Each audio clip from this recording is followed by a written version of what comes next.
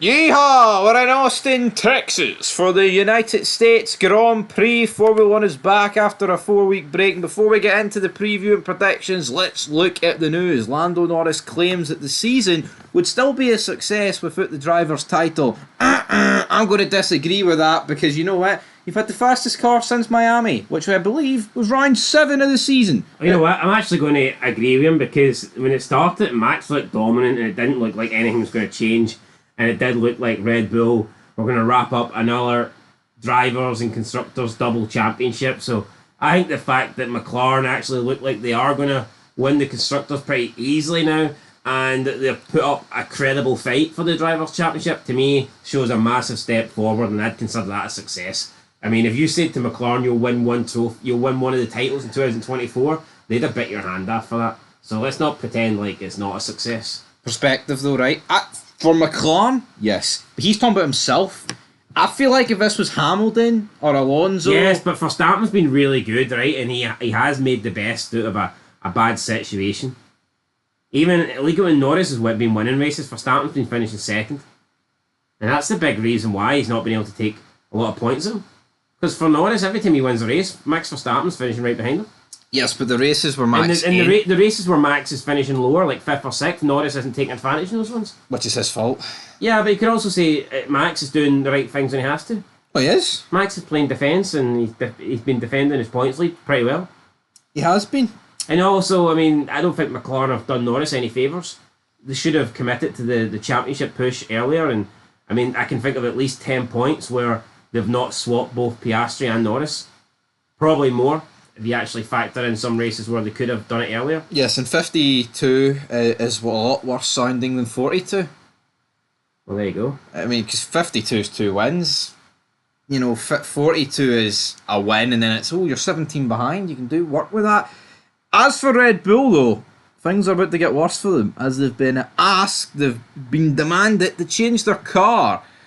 Change your fucking car. After discussions with the FIA, this is due to ride height issues.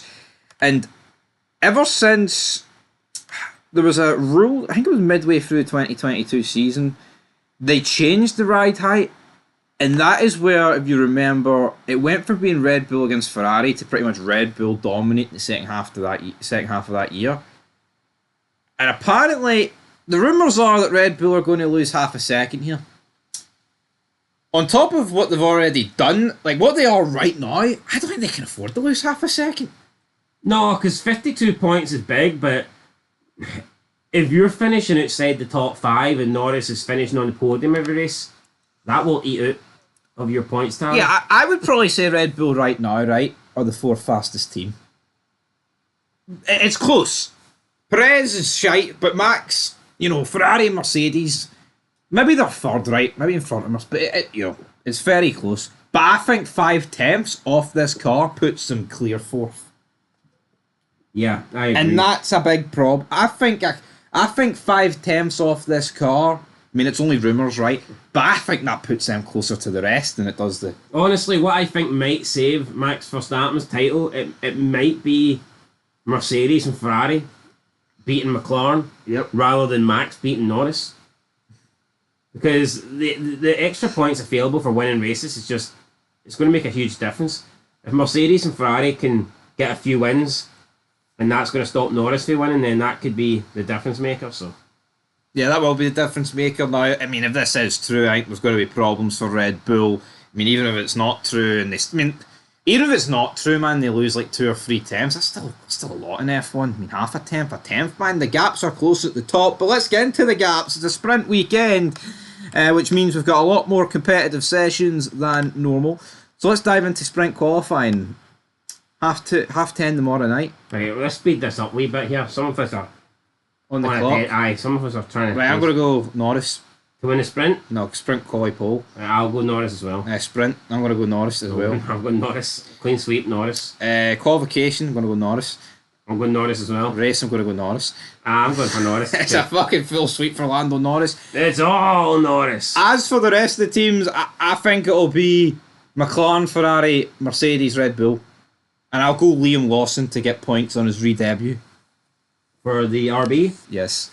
Could happen. These people protect. Oh, why'd they get rid of Daniel Ricciardo? Because he's fucking shite. That's why. Yeah, honestly, just can't keep Danny Ricciardo around because he's a nice guy. People are greeting though. He does a shoey. Or like, oh, they didn't give him a good enough send off.